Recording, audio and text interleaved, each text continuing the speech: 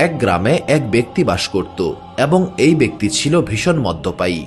তার মদের নেশা ছিল ভয়াবহ আকারের। এই মদ্যপায়ী ব্যক্তি সর্বদাই মহান আল্লাহ তাআলার নাফরমানি করত।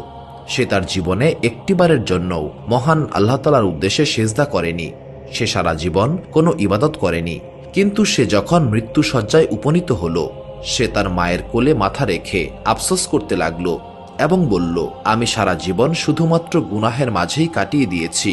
আমি আমার জীবনে কখনোই আমার রবকে খুশি করতে পারিনি। আমি তার সামনে কখনোই সেজদা করিনি। আমি আমার সারাটা জীবনের মূল্যবান সময় আমার নিজের হাতে শেষ করেছি। মা, আমার মৃত্যুর সময় ঘনিয়ে এসেছে। আমি তোমার কাছে একটা জিনিস চাইব।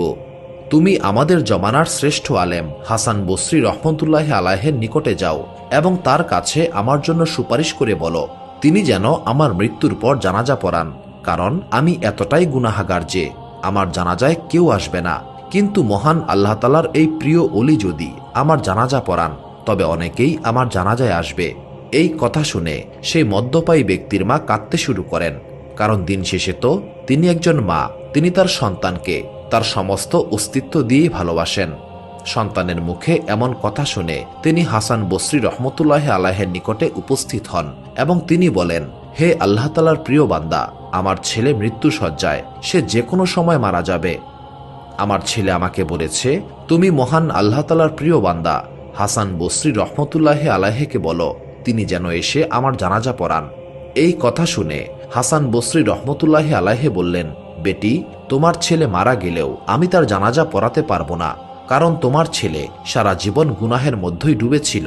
এই কারণে আমি তার জানাজা পড়াতে পারবো না।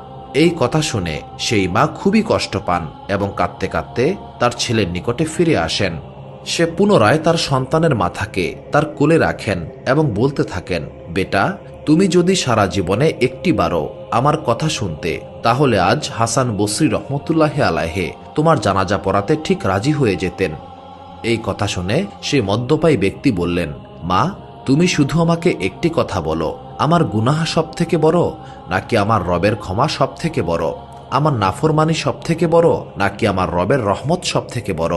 এই কথা শুনে তার মা একদম নিস্তব্ধ হয়ে যান। তিনি কোনো জবাব দিতে পারছিলেন না।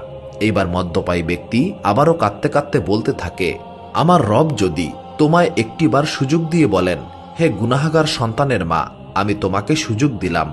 তুমি ইচ্ছা করলে তোমার ছেলেকে জান্নাতে নিতে পারবে, আবার ইচ্ছা করলে জাহান্নামেও ফেলতে পারবে। তখন তুমি কি করবে?